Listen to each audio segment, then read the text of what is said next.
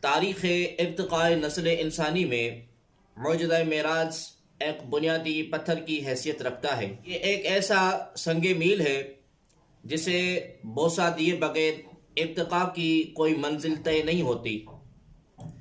عروج آدم خاکی کا کوئی خواب شرمندہ تعبیر نہیں ہو سکتا۔ سفر معراج دراصل سفر ارتقاء ہے۔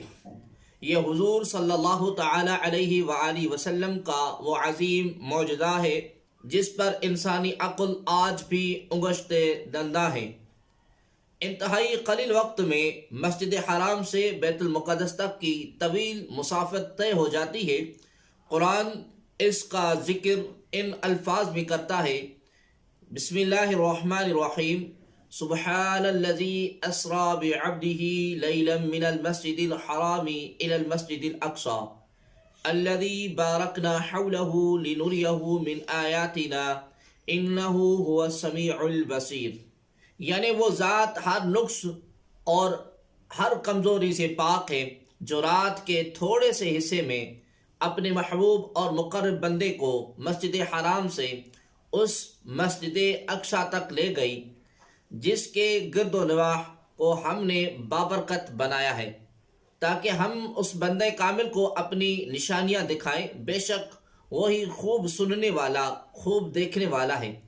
اس آیت مقدسہ پر غور اور تدبر کریں تو شکوک و شبہات کے تمام راستے خود بخود مقفل ہو جاتے ہیں۔ کسی التباس کی گنجائش رہتی ہے اور نہ کسی ابہام کا جواز باقی رہتا ہے۔ عقلی اور نقلی سوالات آن واحد میں ختم ہو جاتے ہیں۔ مسئلہ کا ہر پہلو روز روشن کی طرح واضح ہو جاتا ہے اور حقیقت اپنے تمام تر جلوہ سامانیوں کے ساتھ ذہن انسانی پر منکشف ہو جاتی ہے۔ ایمان میں مزید استحکام پیدا ہوتا ہے، ایقان کو مزید پختگی نصیب ہوتی ہے۔ نص قرآن سے بڑھ کر تو کوئی روایت نہیں ہو سکتی جب باری تبارک و تعالی خود فرما رہا ہے کہ میں اپنے بندے کو رات کے ایک قلیل عرصے میں مسجد حرام سے مسجد اقصی تک لے گیا۔ اس پر بھی عقل انسانی استجاب کا مظاہرہ کرتی ہے۔ ذہن انسانی میں سوال پیدا ہو سکتا ہے کہ وہ سفر جو ہفتوں اور مہینوں کا تھا رات کے ایک تھوڑے سے حصے میں کیسے مکمل ہو سکتا ہے؟ اس کا جواب یہی ہے کہ اس کا انحصار تو لے جانے والی طاقت اور قوت پر ہے۔ اس سفر کا سارا انتظام رب کائنات کی طرف سے ہو رہا ہے۔ وہ ہر چیز پر قادر ہے۔ طاقت اور قدرت اس ذات کی کار فرما ہے جو اس کائنات کا خالق و مالک ہے۔ کائنات کا ذرہ ذرہ جس کے حکم کا پابند ہے، وہ رب جو ان اللہ علی کل شیء قدیر کا مالک ہے، وہ رب جو امر کن فیکون کی طاقت رکھتا ہے اور اس کے لیے کوئی چیز ناممکن محال نہیں۔ انسانی عقل اس کی قدرت مترقہ کے ساتھ بے بس اور عاجز ہے۔ اگر یہ نقطہ ذہن نشین کر لیا جائے تو سفر معراج کی ساری حقیقت عیاں ہو جاتی ہے۔ جبریل امین کو اس نے بھیجا کہ جاؤ میرے محبوب صلی اللہ علیہ وآلہ وسلم کو لے آؤ۔ براق اور رف رف بھی من جانب اللہ بھیجے گئے۔ حضور صلی اللہ علیہ وآلہ وسلم نے یہ سماوی سفر کس رفتار سے طے کیا اور کیسے کیا؟ زمان و مکان کی قیودات سفر معراج پر اثر انداز ہوئیں یا نہ ہوئیں؟ کیا براق اور رف رف کی رفتار روشنی کی رفتار سے بھی زیادہ تھی؟ ان تمام سوالات کے جواب لفظ سبحان الذی میں مضمر ہیں۔ قدسیوں نے سر عرش منادی کر دی، سیدہ آمنہ کا ماہ تمام آتا ہے، مستند جس کا ہر ایک نقش قدم ہونا ہے۔ آج کی شب وہ رسولوں کا امام آتا ہے۔ ناظرین محترم، لفظ سبحان پاکیزگی اور تقدیس کے معنوں میں استعمال ہوتا ہے۔ قرآن حکیم علم، حکمت اور دانائی کی آخری آسمانی دستاویز ہے۔ یہ لفظ اپنے اندر معانی کا ایک سمندر لیے ہوئے ہے۔ اس کے استعمال میں ان گنت حکمتیں پوشیدہ ہیں۔ ان میں سے بعض ضروری حکمتوں کا بیان ہم انشاءاللہ العزیز اس نشست میں عرض کریں گے۔ تاکہ اس آیت مقدسہ کا مفہوم اپنی تمام تر جزئیات کے ساتھ ذہن انسانی میں روشن ہو سکے۔ پہلی حکمت، ناظرین محترم، روزمرہ زندگی میں ہم مشاہدہ کرتے ہیں کہ عالم تحریر کا اسلوب یہ ہے کہ جب کسی شخص کی کوئی خاص فضیلت یا اس کا کوئی خاص وصف بیان کیا جانا مقصود ہو تو حرف آغاز میں اس کا نام لیا جاتا ہے۔ اس اصول اور ضابطے کے مطابق آیت مذکورہ کا آغاز نبی آخر الزماں حضرت محمد مصطفیٰ صلی اللہ تعالی علیہ وآلہ وسلم کے اسم گرامی سے ہونا چاہیے تھا، لیکن پروردگار عالم نے اپنے ذکر سے اس آیت کا آغاز فرما کر انسان کو غور اور فکر اور تدبر کی دعوت دی ہے، اس لیے کہ وہ خالق کائنات ہے اور اس کی ذات لا شریک ہر قسم کے وہم و گمان سے بالاتر اور ہر قسم کے نقص اور عیب سے اس قدر پاک ہے کہ انسانی ذہن میں اس کا تصور بھی محال ہے۔ اللہ رب العزت نے سلسلہ انبیاء کے آخری رسول جناب رسالت مآب صلی اللہ تعالی علیہ وآلہ وسلم کو اپنی محبوبیت کی خلعت فاخرہ عطا کی۔ انوار و تجلیات کے جلوے میں آپ کو منصب رسالت سے نوازا۔ اس کا لطف و کرم ہر لمحہ شامل حال رہا، ہر لمحہ اس نے اپنے محبوب کی دستگیری فرمائی اور ہر طرح سے نبی رحمت صلی اللہ علیہ وآلہ وسلم کی دلجوئی کی۔ معراج اور نوازشات پیہم کی نسبت عظیم تر نعمت تھی، معراج ان نوازشات کی نسبت عظیم تر نعمت تھی اور عظیم تر احسان تھا۔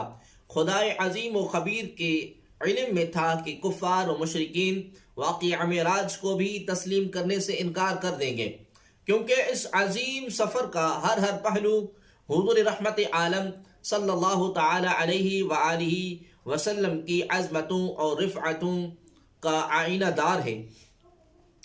مشرکین مکہ جو پہلے ہی اسلام اور پیغمبر اسلام صلی اللہ علیہ وآلہ وسلم کے خلاف سازشوں کا جال بچھا رہے تھے، حضور صلی اللہ علیہ وآلہ وسلم کی عظمت و رفعت کی بات کو وہ کیسے قبول کریں گے؟ دستور زمانہ ہے کہ جو شخص پسند نہ ہو اس کے حسن و جمال کا کوئی پہلو بھی گوارا نہیں کیا جاتا، بلکہ کمالات کو بھی تضحیق و تحقیر کا نشانہ بنایا جاتا ہے اور حقیقت کو اپنی کھلی آنکھوں سے دیکھ کر بھی تسلیم نہیں کیا جاتا۔ کفار و مشرکین کا یہی رویہ اللہ کے نبی کے ساتھ تھا۔ وہ حضور صلی اللہ علیہ وآلہ وسلم کو صادق و امین تسلیم کرنے کے باوجود آپ صلی اللہ علیہ وسلم کی تعلیمات مقدسہ تمسخر اڑانے میں مصروف تھے۔ اس کے برعکس اپنی کسی محبوب شخصیت کے عیوب بھی وجہ کمال بن کر نظر آتے ہیں اور محبوب کے حسن و جمال کی تعریفوں میں مبالغہ آرائی کی انتہا کر دی جاتی ہے، خواہ محبوب کے یہ اوصاف معمولی سے ہی کیوں نہ ہو۔ رب کائنات کی علم میں تھا کہ مکہ میں بسنے والا ہر شخص ابوبکر صدیق رضی اللہ تعالی عنہ نہیں، ہر شخص عمر فاروق رضی اللہ تعالی عنہ کی آنکھ نہیں رکھتا، ہر شخص عثمان غنی ذی النورین رضی اللہ تعالی عنہ جیسا اہل ایمان نہیں، ہر شخص علی المرتضی شیر خدا رضی اللہ تعالی عنہ جیسا جالسار نہیں۔ یہاں ایسے بدبخت اور بدطینت موجود ہیں جو حضور پر نور کو ابو جہل کی آنکھ سے دیکھتے ہیں۔ اسی طرح اہل مکہ میں آپ کے حاسد بھی ہوں گے۔ ذات باری تعالیٰ کو یہ گوارا نہیں تھا کہ اس نے معجزہ معراج سے اپنے حبیب صلی اللہ علیہ وسلم کو جن عظمتوں اور رفعتوں سے ہمکنار کیا ہے، کفار و مشرکین اپنے تمام تر حسد کے باوجود اس پر انگلی اٹھا سکیں۔ اللہ رب العزت کی منشا تھی کہ حاسدین اور منکرین بھی اس پر اعتراض نہ کر سکیں، اس لیے آیت مذکورہ کا آغاز اپنے نام سے کیا، کیونکہ کفار و مشرکین کسی نہ کسی صورت میں خدائے واحد کا تصور رکھتے تھے۔ فرمایا کہ وہ ذات جس نے اپنے حبیب صلی اللہ علیہ وآلہ وسلم کو معراج کی نعمت سے سرفراز فرمایا، وہ ذات جو نقص اور عیب سے پاک ہے، جس کی کوئی ابتدا ہے اور نہ کوئی انتہا، وہ ذات جسے جو چاہتی ہے عطا کرتی ہے۔ اس ساری بحث کو ان الفاظ میں سمیٹا جا سکتا ہے کہ گویا ذات باری تعالی کہنا یہ چاہتی ہے کہ جو سفر معراج کا منکر ہے وہ اللہ کی قدرت کاملہ کا منکر ہے، گویا یہ اللہ کے خلاف اعلان جنگ ہے۔ اور اس سے پوچھئے کہ تو نے یتیم عبداللہ کو اتنی بڑی نعمت کیوں عطا کی؟ یہ کتنی بڑی حکمت ہے کہ معراج کا دعویٰ حضور رحمت عالم صلی اللہ علیہ وآلہ وسلم فرما ہی نہیں رہے، دعویٰ تو خود اللہ تبارک و تعالی فرما رہا ہے۔ گویا معراج کا انکار اللہ رب العزت کی قدرت کاملہ کا انکار ہے۔ آیت مذکورہ میں وہی اسلوب اختیار کیا گیا ہے جو خدائے بزرگ و برتر نے اپنے محبوب صلی اللہ علیہ وآلہ وسلم کی دل جوئی کے لیے قرآن میں مختلف مقامات پر اختیار کیا ہے، کہ اپنے محبوب صلی اللہ علیہ وآلہ وسلم کی دستگیری بھی فرمائی اور دشمنان اسلام کے ناپاک منصوبوں پر انہیں وعید بھی سنائی۔ ایک دفعہ چند روز کے لیے وحی کا نزول بند ہو گیا تو کفار و مشرکین نے اس بندش کو اچھالتے ہوئے طعن و تشنیع کی بارش کر دی کہ محمد صلی اللہ علیہ وآلہ وسلم کے رب نے محمد صلی اللہ علیہ وسلم سے معاذ اللہ منہ موڑ لیا، وہ حضور صلی اللہ علیہ وسلم سے ناراض ہو گیا۔ اس پر ارشاد ہوا ما ودعک ربک وما قلا، یعنی آپ کے رب نے جب سے آپ کو منتخب فرمایا آپ کو نہیں چھوڑا، اور نہیں جب سے آپ کو محبوب بنایا ہے ناراض ہوا ہے۔ بعض گنوار اور جاہل دیہاتی حضور رحمت عالم صلی اللہ علیہ وسلم کے اسم گرامی کو بگاڑ کر ادا کرتے ہیں اور اپنی طور پر تضحیق و تحقیر کا پہلو نکالتے ہیں۔ ان جہلاء کو آپ صلی اللہ علیہ وسلم کی طرف سے کوئی جواب نہیں دیا گیا، بلکہ دفاع مصطفیٰ کریم صلی اللہ علیہ وسلم نے خود رب کائنات نے فرمایا عُتُلٌ بَعْدَ ذَلِكَ ذَنِيمٌ، یعنی وہ شخص سرکش ہے اور پھر یہ کہ اس کی اصل بھی خراب ہے، یعنی حلال زادہ نہیں ہے۔ ایک اور مقام پر اللہ رب العزت کی طرف سے اپنے جلیل القدر نبی اور رسول کا دفاع ان الفاظ میں کیا جا رہا ہے تبت یدا ابی لہب و تب، ابو لہب کے دونوں ہاتھ ٹوٹ جائیں اور وہ تباہ ہو جائیں۔ اس نے ہمارے حبیب صلی اللہ علیہ وآلہ وسلم پر ہاتھ اٹھانے کی کوشش کی ہے۔ وہ ذات لا شریک خود فرما رہی ہے کہ ابو لہب تو میرے نبی صلی اللہ علیہ وسلم کی مخالفت میں پیش رہتا ہے، تو آمنہ کے لال کی راہ میں کانٹے بچھاتا ہے، تو میرے رسول صلی اللہ علیہ وسلم کے خلاف سازشوں کے جال بنتا ہے، تیرے ہاتھ ٹوٹ جائیں۔ سبحان کا لفظ اس امر پر دلالت کرتا ہے کہ رب کائنات تمہارے ہر اعتراض سے پاک ہے۔ گویا اللہ رب العزت کفار و مشرکین کو خبردار کر رہا ہے کہ ہم نے اپنے بندے اور رسول کو عظمت معراج سے نوازا ہے، اور عالم بیداری میں رسول معظم صلی اللہ علیہ وآلہ وسلم کو پیکر بشری کے ساتھ آسمانوں کی سیر کرائی ہے۔ حضور صلی اللہ علیہ وآلہ وسلم کی اس عظمت کا انکار کرنا اور نہ اس پر کوئی اعتراض کرنا کہ یہ دعویٰ کرنے والے خود ہم ہیں اور ہماری ذات عیب اور نقص سے پاک ہے۔ دوسری حکمت، ناظرین محترم، لفظ سبحان سے آیت مقدسہ کا آغاز کرنے میں ایک حکمت یہ بھی پوشیدہ ہے کہ معترض اور منکر واقعہ معراج کو عقل ناقص کی کسوٹی پر پرکھنے کی حماقت نہ کرے۔ وہ ظاہر کی آنکھ سے نہیں، قلب کے چشم بینائی سے رب العالمین کی قدرت متعلقہ کا مشاہدہ کرے۔ سفر معراج ایک معجزہ ہے، اور معجزہ ہوتا ہی وہ ہے جو عقل انسانی کو عاجز اور بے بس کر دے۔ اس کی ذات پاک کی قدرتوں کا کرشمہ ہے جو خود بھی عقل ناقص کے دائرے پرواز سے باہر ہے۔ ارشاد ہوتا ہے سبحان اللہ عما یصفون، یعنی اللہ ان باتوں سے پاک ہے جو وہ بیان کرتے ہیں۔ دعویٰ اسی کا ہے جو رب کائنات ہے، اور کائنات کی ہر چیز جس کے حکم کی پابند ہے، وہ کہہ رہا ہے کہ ہم نے اپنے محبوب صلی اللہ علیہ وسلم کو آسمانوں کی سیر کرائی، اس لیے مادی دنیا کی قواعد و ضوابط کا اطلاق نبیوں اور رسولوں کے معجزات پر نہیں ہوتا، کیونکہ اس کی قدرت کاملہ کا کلی ادراک عقل انسانی کے بس کی بات ہی نہیں۔ پاسبانی عقل کا دل کے ساتھ رہنا درست ہی صحیح، لیکن کبھی کبھی دل کو تنہا بھی چھوڑ دینا چاہیے۔ عشق کے کسی معاملے کی توجیہ عقل سے ممکن ہی نہیں، اس لیے واقعہ معراج کو بھی اسی تناظر میں دیکھنا چاہیے کہ یہ کرم خدا وحدہ لا شریک کا کرم ہے، جس کی بارگاہ میں لب کشائی کا تصور بھی کفر ہے۔ تیسری حکمت، ناظرین محترم، جب کوئی کام ہماری پہنچ یا دسترس سے باہر ہوتا ہے تو عموماً خیال کر لیا جاتا ہے کہ ایسا ہونا ممکن نہیں۔ انسان کی قدرت اور اس کا دائرہ عمل محدود ہے۔ کارخانہ قدرت میں اسے ایک معمولی سی اکائی کی حیثیت حاصل ہے۔ یا لفظ سبحان استعمال کر کے اللہ رب العزت نے منکرین کا منہ بند کر دیا کہ یہ امر عقل حیطِ ادراک میں آ ہی نہیں سکتا، اور لامقام کی وسعتوں کو چیرتا ہوا قاب قوسین کی بلندیوں پر جلوہ افروز ہو اور واحد میں زمین پر واپس بھی آ جائے۔ عقل ناقص ہے اور انسان کمزور، وہ کسی چیز کو رد کرنے یا اسے تسلیم کرنے میں اپنی ناقص صلاحیتوں کا سہارا لیتا ہے۔ اس سے آگے کا سوچنا اس کے عقل ناقص کے دائرے عمل میں نہیں آتا۔ اس لیے ذہن انسانی میں شکوک و شبہات کی گرد اٹھتی ہے اور غبار تشکیک اس کی سوچوں کو اپنی لپیٹ میں لے لیتا ہے۔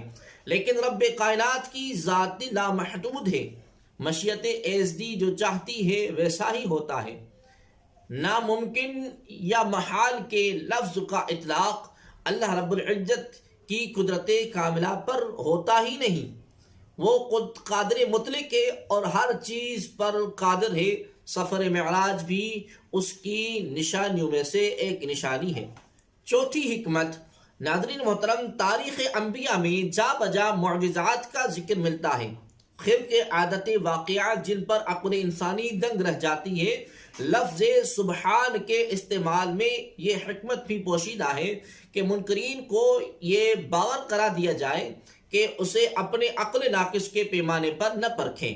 معراج ایک معجزہ ہے اور معجزات کی مادی توجیہ بعض اوقات انسان کو گمراہیوں کی دلدل میں لے جاتی ہے اور وہ صراط مستقیم سے دور ہونے لگتا ہے۔ ظاہری اسباب کے بغیر رونما ہونے والے واقعات اگر کسی کی محدود عقل کے دائرے میں سمانے لگے تو پھر معجزہ نہیں رہے گا۔ پانچویں حکمت، ناظرین محترم، جب ہم اپنی کسی محبوب ترین ہستی کا ذکر کرتے ہیں، اس کی کسی ادا پر سبحان اللہ کہہ کر اپنی محبت کا اظہار کرتے ہیں، یہ حرف تحسین ہماری چاہت کا بھی آئینہ دار ہوتا ہے اور محبوب کے کمال کا مظہر بھی ہوتا ہے۔ والدین اپنے بچوں سے بے پناہ محبت کرتے ہیں۔ بچہ اپنے قدموں پر چلنے کی کوشش کرے یا اپنی توتلی زبان سے کوئی لفظ ادا کرے تو ماں باپ بے ساختہ سبحان اللہ کے حرف تحسین کے ساتھ بچے کی ننھی منی اداؤں پر اظہار مسرت اور محبت کرتے ہیں۔ اسی طرح حلقہ احباب میں دوستوں کے کمال فن کا اعتراف یہی لفظ ادا کر کے کیا جاتا ہے۔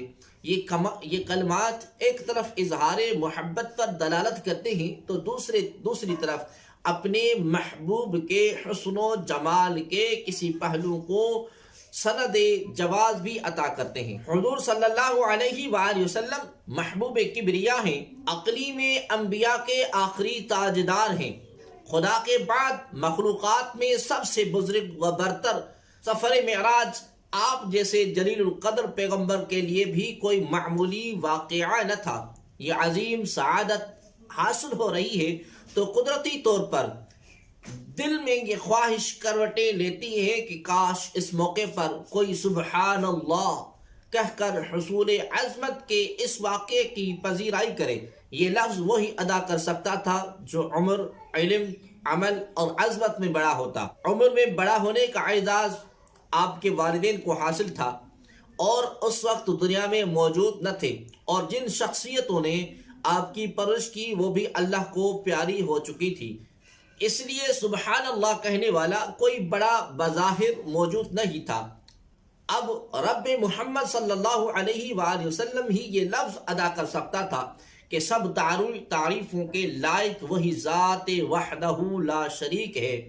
گویا رب کائنات نے اپنے سب سے بڑے شاہکار یعنی اپنے محبوب رسول صلی اللہ علیہ وآلہ وسلم کے سفر معراج کے آغاز پر یوں فرمایا: اے محبوب صلی اللہ علیہ وآلہ وسلم، یہ حرف تحسین ادا کرنے کے لیے اگر کوئی موجود نہیں تو کیا ہوا؟ پیارے، کمال شفقت اور محبت کے ساتھ یہ حرف محبت ہم ادا کر دیتے ہیں۔ لفظ سبحان کی تشریح و توضیح کے بعد اب ہم آیت کریمہ کے اگلے الفاظ الذی اور بعبدہ کے مفہوم کو متعین کرتے ہوئے ان الفاظ کے اسرار اور رموز اور ان میں پوشیدہ حکمتوں کے بارے میں اظہار خیال کریں گے۔ الذی بمعنی وہ عربی لغت اور ادب کے اعتبار سے اس میں موصول ہے۔ ضابطہ اور قاعدہ یہ ہے کہ جب کسی ذات کا ذکر مقصود ہو تو الذی کا لفظ استعمال کیا جاتا ہے۔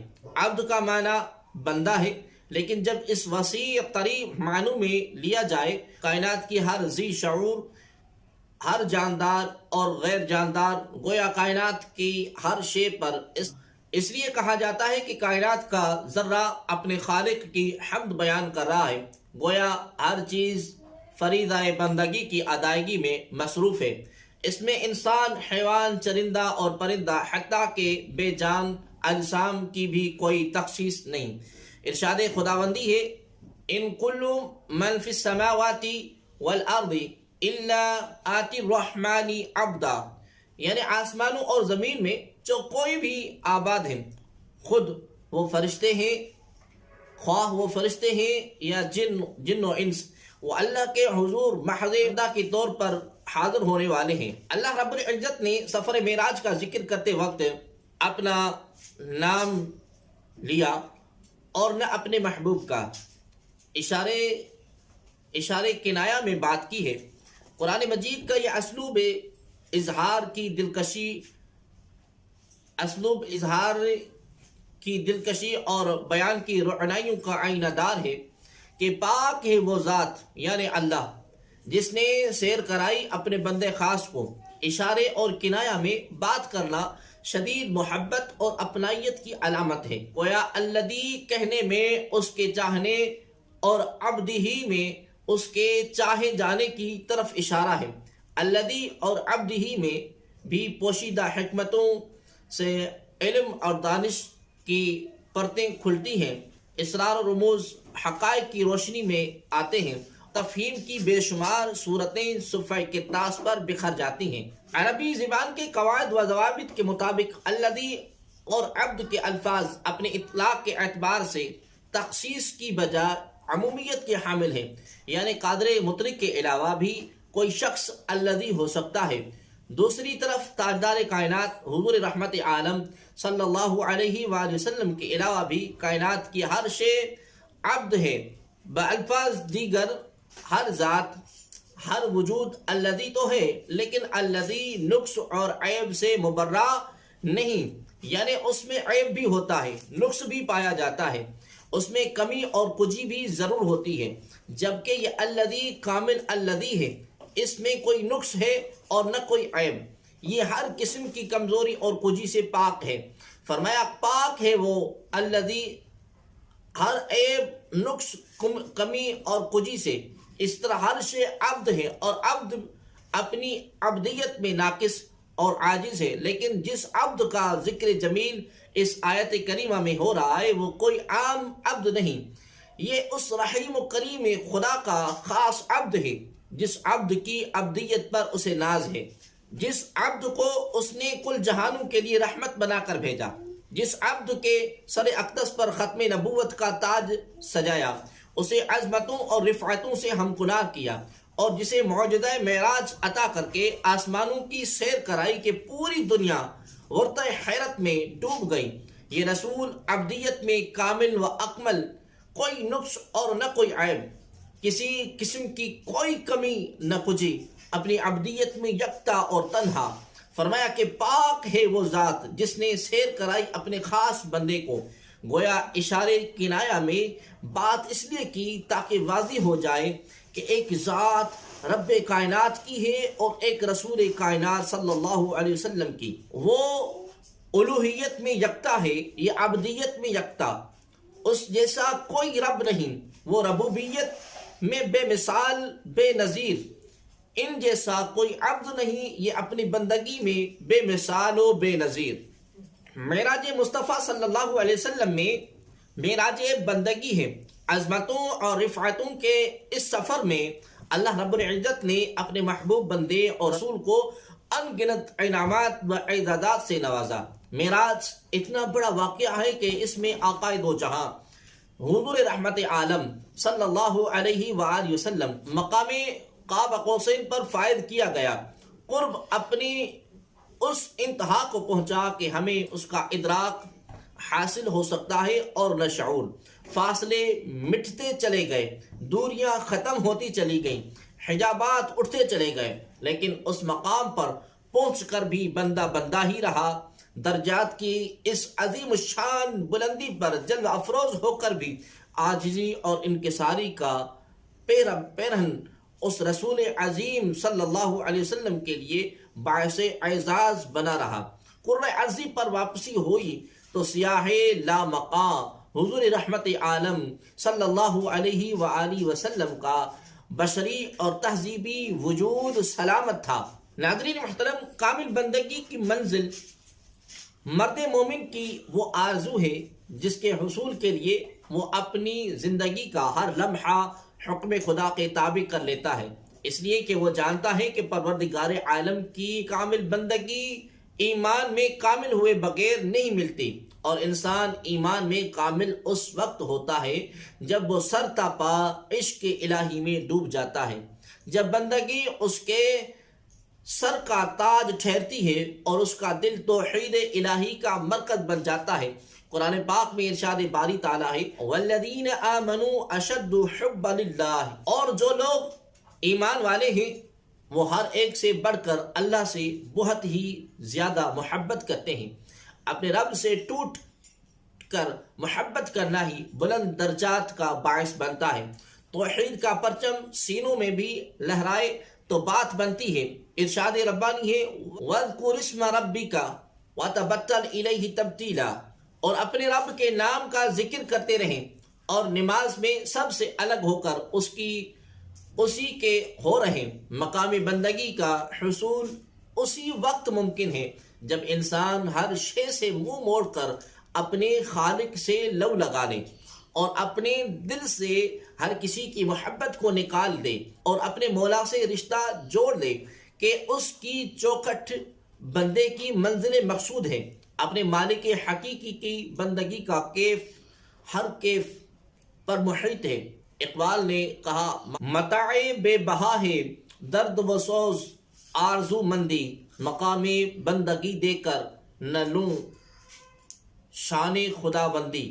بندے کو اگر مقام بندگی عطا ہو جائے تو پھر وہ ہر منصب سے بے نیاز ہو جاتا ہے، ہر چیز کو ہیچ کر دانتا ہے۔ لہذا اپنے عبد کو آسمانوں کی سیر کرانے اور اسے عظمتوں اور رفعتوں سے ہمکنار کرنے کا مطلب یہ ہوا کہ جس بندے کو اعزاز معراج سے نوازا گیا وہ کوئی عام بندہ نہ تھا، بلکہ وہ اللہ کا آخری رسول تھا جو ہر شے سے کٹ کر اللہ تبارک و تعالی کے ساتھ رشتہ بندگی کو اپنی انتہاؤں تک لے جا چکا تھا، جو ساری رات اللہ کے حضور قیام کرتا کہ پاؤں سوج جاتے، ان میں ورم آ جاتا، لیکن مقام بندگی کی حلاوتوں میں کچھ اور اضافہ ہو جاتا، کیف و مستی کی کیفیتوں میں دل ٹوٹ جاتا اور جبین اقدس میں سجدوں کا سرور سما جاتا۔ بندگی کا حسن خدا کے چاہنے سے ہی قائم رہتا ہے۔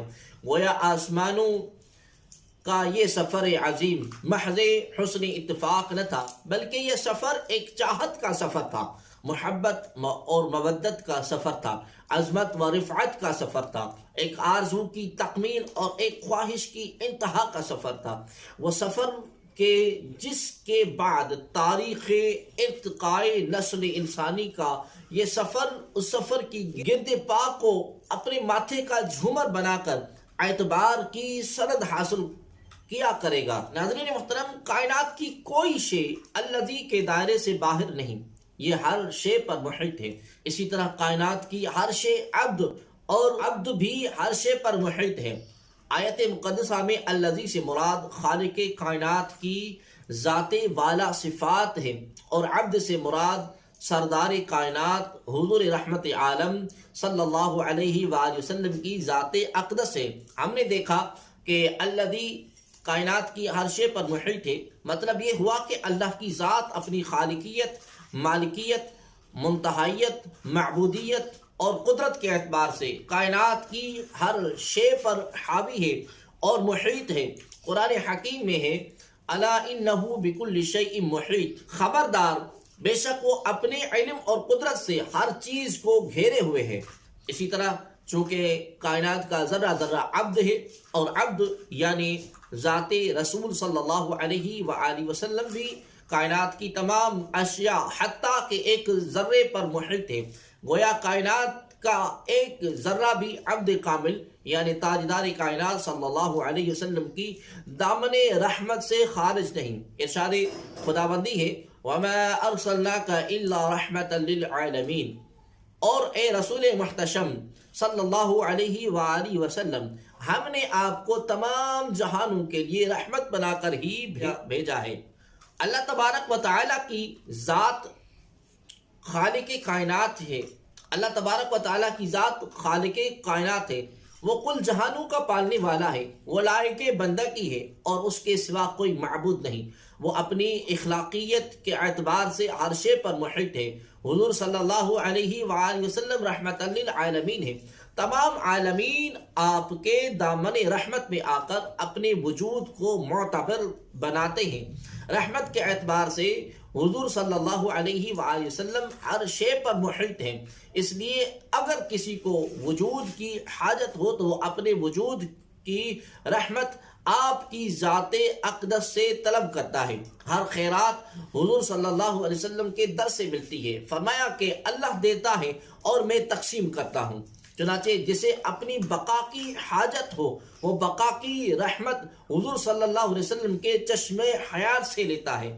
وہ شخص جسے کمال کی ضرورت ہو وہ کمال کی رحمت حضور صلی اللہ علیہ وسلم کے کمال سے حاصل کرتا ہے۔ اللہ نے اپنے محبوب رسول کو سب کچھ عطا کیا ہے، وہ عطا ہی عطا ہیں، وہ سخا ہی سخا ہیں۔ کائنات کی ہر شے دامن خیر البشر میں ہے۔ بادی نظر میں الذی اور عبد کا مفہوم واضح نہیں ہوتا، کون الذی اور کون عبد، دونوں لفظوں میں ابہام پایا جاتا ہے، اور جب تک نشاندہی نہ کی جائے ابہام دور نہیں ہوتا۔ مثلا جب الذی کا لفظ استعمال کیا جاتا ہے تو یہ معلوم نہیں ہوتا کہ کس ہستی کی بات ہو رہی ہے، اور جب عبد کا لفظ زبان سے نکالا جاتا ہے تو یہ معلوم نہیں ہوتا کہ کس بندے کی بات کی جا رہی ہے۔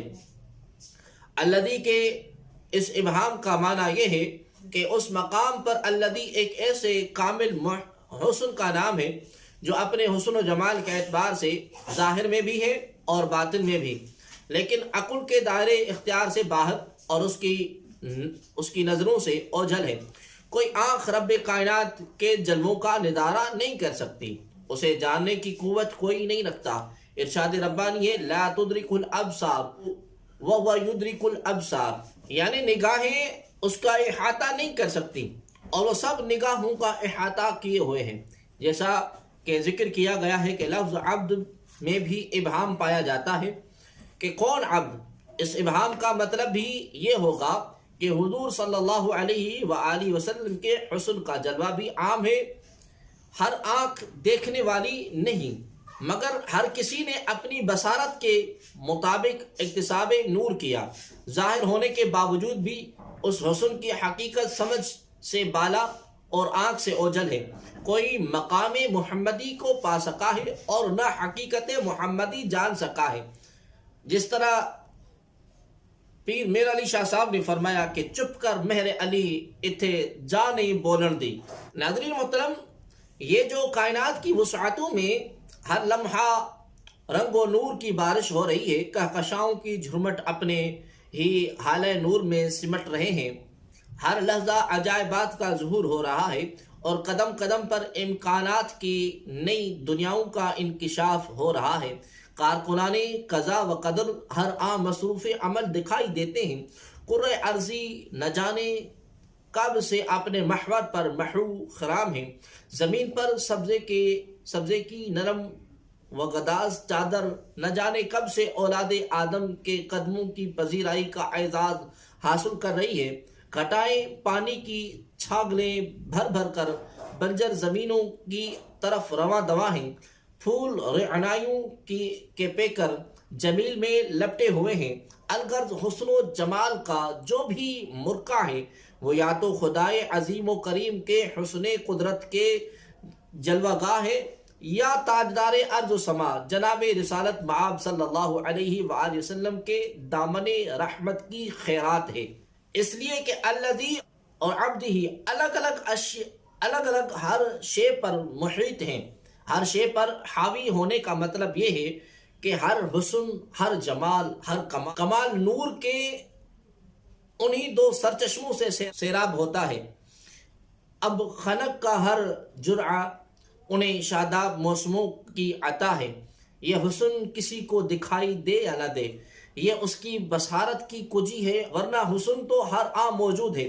کائنات کی ہر شے انہی دو ذاتوں الذی یعنی اللہ رب العزت اور عبدہ حضور سرور کونین صلی اللہ علیہ وآلہ وسلم کے حسن و جمال کی آئینہ دار ہے۔ کارخانہ قدرت کی ہر چیز اور آئینہ خانے کا ہر عکس اللہ اور اس کے رسول صلی اللہ علیہ وآلہ وسلم کے حسن و جمال کا اجاگر ہے۔ کائنات کا ہر حسن حضور صلی اللہ علیہ وسلم کی رہ گزر میں آنکھیں بچھا رہا ہے۔ آسمان سے اترنے والا ہر لفظ اور قلب اطہر پر نازل ہونے والا ہر پیغام علم اور حکمت اور دانائی کا حرف آخر ہے۔ آیت مقدسہ میں اگر ذات باری تبارک و تعالی چاہتی تو اس مقام پر عبدہ کی جگہ نبیہ یا رسول کے الفاظ بھی استعمال کر سکتی تھی کہ پاک ہے وہ ذات جو اپنے نبی یا رسول کو سیر کے لیے لے گئی۔ رب کائنات نے سرکار دو عالم صلی اللہ علیہ وآلہ وسلم کا ذکر جمیل بندہ کر کیا تاکہ سب کو معلوم ہو جائے کہ حضور صلی اللہ علیہ وسلم کے مرتبہ نبوت اور مقام رسالت کو اگرچہ آپ صلی اللہ علیہ وسلم کی ذات اقدس سے جدا نہیں کیا جا سکتا، مگر سدرۃ المنتہا سے بھی آگے بلایا جانا بندگی کی شان کے ساتھ ہے، کیونکہ دونوں کے فرائض جدا جدا ہیں۔ نبی یا رسول خالق سے مخلوق کی طرف آتا ہے، وہ خود ہی خدا کے قرب وصال کی لذتوں سے آشنا ہونے کا خواہش مند نہیں ہوتا، بلکہ اپنے ساتھ مخلوق کو بھی یہ لذتیں اور حلاوتیں عطا کرتا ہے، جبکہ اس کے برعکس عبد مخلوق سے خالق کی طرف جاتا ہے، وہ خدا کی محبت اور اس کے مشاہدہ جمال میں غرق ہوتا ہے، اس کے ذکر و فکر میں ڈوبا رہتا ہے۔ اس کی عبدیت اس وقت درجہ کمال کو پہنچتی ہے جب وہ اللہ کی ذات میں گم ہو جاتا ہے۔ گویا عبد مخلوق سے جتنا دور ہوتا ہے اتنا ہی خالق کے نزدیک ہوتا ہے، اسی لحاظ سے اس کا مرتبہ عبدیت بھی اتنا ہی بلند ہوگا۔ تو چونکہ معراج میں حضور صلی اللہ علیہ وآلہ وسلم خلق سے خالق کی طرف گئے، لہذا اس مقام پر عبد کا لفظ ہی استعمال کیا گیا کہ اس میں قرب اور وصول کی حلاوتیں اپنی انتہا کو پہنچی ہوتی ہیں۔ حضرین محترم، عربی زبان کے محاورے اور گرامر کے قواعد و ضوابط کے روح سے لفظ عبد اگر کسی زندہ شخص کے لیے مستعمل ہو تو اس سے جسم اور روح کا مجموعہ مراد ہوگا۔ اگر جسم زمین پر ہی رہے اور تنہا روح پرواز کر جائے تو اسے اسرا بروح ہی کہا جائے گا، اسرا بعبد ہی نہیں ہوتا۔ گویا لفظ عبد کے ساتھ عبد کے استعمال سے بتانا یہ مقصود تھا کہ رب ذوالجلال نے اپنے پیارے رسول صلی اللہ علیہ وآلہ وسلم کو عالم بیدار میں جسم اور روح کے ساتھ سفر معراج کی عظمتوں سے ہمکنار کیا، اور اقلیم رسالت کے اس آخری تاجدار معظم صلی اللہ علیہ وآلہ وسلم کو معجزہ معراج عطا کر کے اس خلعت فاخرہ سے نوازا جس کے حضور صلی اللہ علیہ وسلم پہلے اور آخری حقدار ٹھہرے۔ حضرت آدم علیہ السلام سے حضرت عیسیٰ علیہ السلام تک یہ معجزہ کسی دوسرے نبی کو عطا نہیں ہوا، یہ اعزاز صرف اور صرف نبی آخر زمان صلی اللہ علیہ وآلہ وسلم کے حصے میں آیا کہ انہیں ان کے رب نے روح اور جسم کے ساتھ آسمانوں کی سیر کرائی اور انہیں فضیلت کی ساری دستاروں کے لیے محض کر دیا کہ سبق ملا ہے یہ معراج مصطفیٰ سے مجھے کہ عالم بشریت کی ضد میں ہے گردوں۔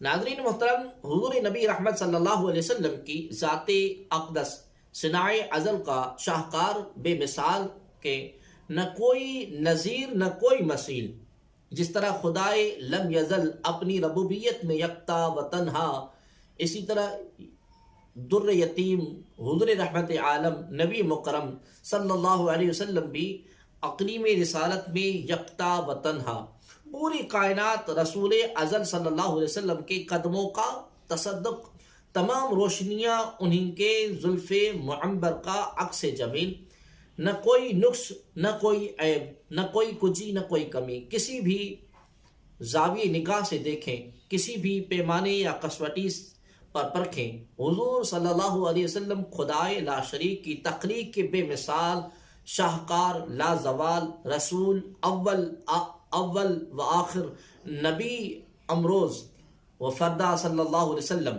تخلیق کار بہت سی چیزیں تخلیق کرتا ہے لیکن اس کی یہ ہر تخلیق شاہکار نہیں ہوتی۔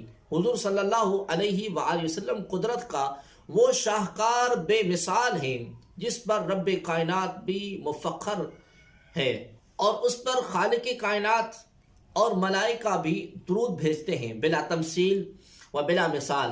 اس مقام پر اللہ رب العزت نے یہ فرمانے کی بجا کہ جس نے بندے کو سیر کرائی، بلکہ یوں فرمایا کہ جس نے اپنے بندے کو سیر کرائی، گویا فرمایا جا رہا ہے کہ خبردار یہ میرا کوئی عام بندہ نہیں، اپنے میں جو اپنائیت ہے، جو چاہت اور محبوبیت کے ہزار رخ آشکار کر رہی ہے۔ ارشاد فرمایا جا رہا ہے کہ بندہ تو ہر کوئی ہے لیکن ہر بندہ ایسا بندہ نہیں ہوتا کہ اس پر فخر کیا جا سکے اور ڈنکے کی چوٹ پر کیا جائے۔ میرے اس بندے کو ہر پہلو سے دیکھو، ہر حوالے سے جانچو، تمہیں کوئی نقص نظر نہیں آئے گا، کوئی کجی دکھائی نہیں دے گی کہ یہ میرے حسن تخلیق کا شاہکار ہے۔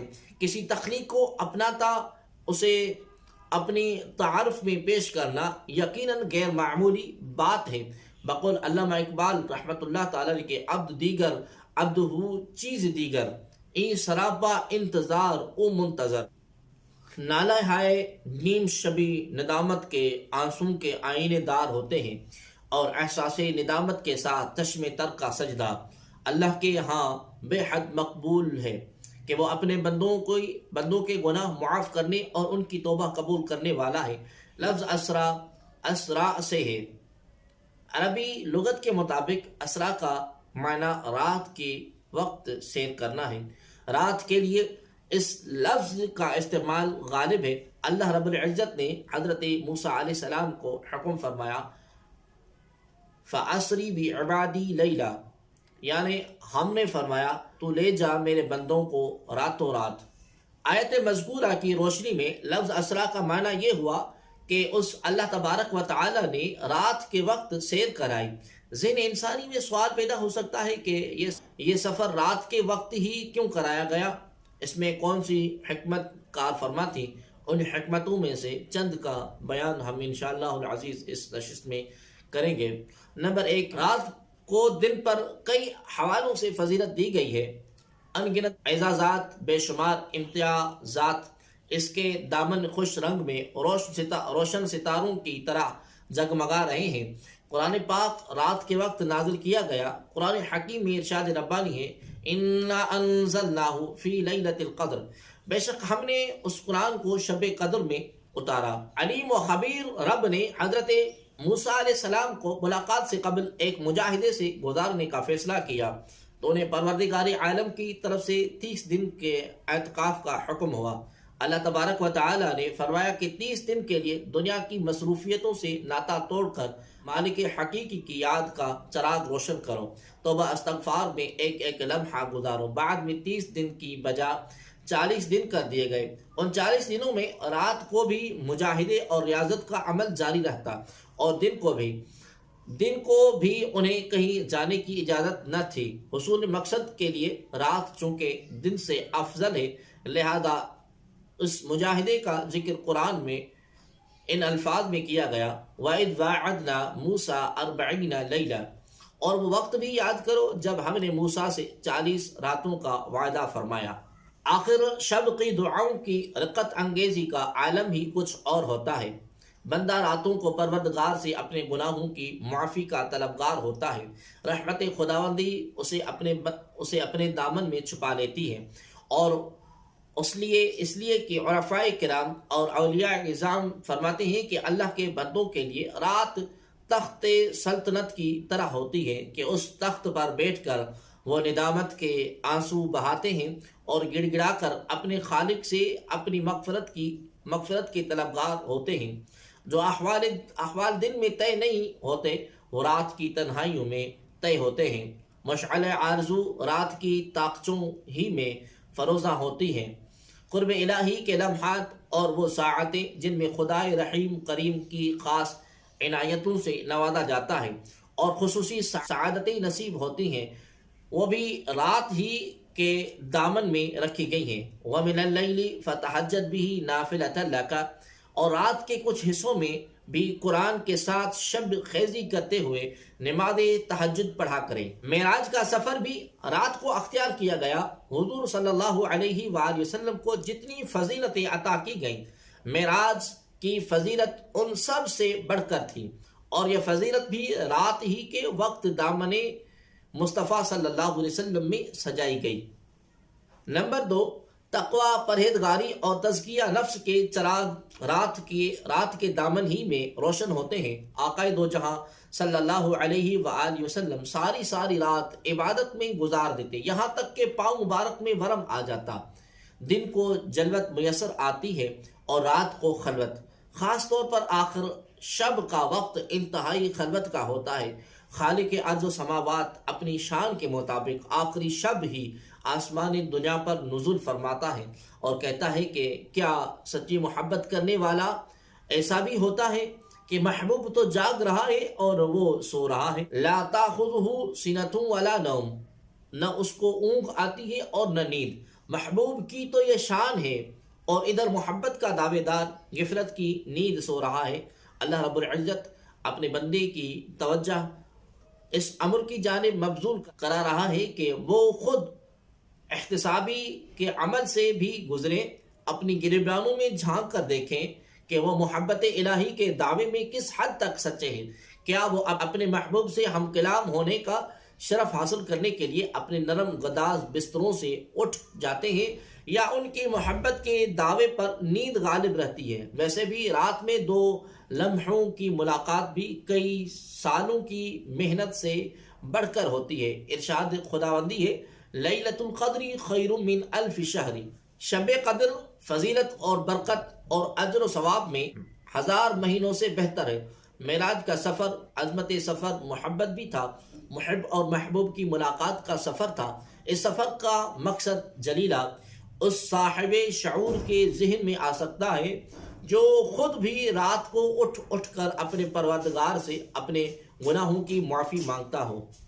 آخر شب سجدہ ریزی جس کا معمول ہو، جو صدیق اکبر رضی اللہ تعالی عنہ جیسی چشم بصیرت رکھتا ہو، اور جو شب کی خلوتوں میں اترنے والے انعامات و اکرامات کا عینی شاہد ہو۔ یہی وجہ تھی کہ حضرت سیدنا ابوبکر صدیق رضی اللہ تعالی عنہ نے ایک لمحے کی تاخیر کے بغیر شب معراج رونما ہونے والے عجائبات کی تصدیق کر دی، اور وہ لوگ جو رات کی خلوتوں کی اہمیت کے شناسا نہ تھے اور تمام تر واقعات کا ابو جہل کی چشم کور سے مشاہدہ کر رہے تھے، واقعہ معراج کا انکار کر بیٹھے اور دولت ایمان سے محروم رہے۔